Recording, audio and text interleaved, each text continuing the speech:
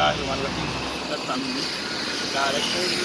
Cantonment board और Walton board मोहतरम आमिर मसूद के ऑफिस से बाहर निकले हैं। पास्टर आसिफ साहब खोखा साहब जो कि कौमी अमन कमेटी लाहौर डिवीजन के चेयरमैन हैं, मसीही कम्युनिटी की जितनी एम्प्लॉइज़ हैं इन दोनों बोर्डों में, उन्होंने इनसे शिकायत की थी कि हमें अभी तक न तो तनख्वाह मिली है और न ही छुट्टी क्लियर हुई है।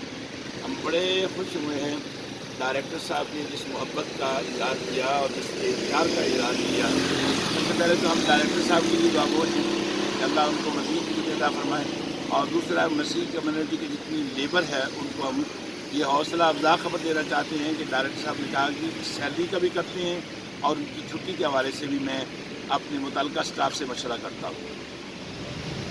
शुक्रिया।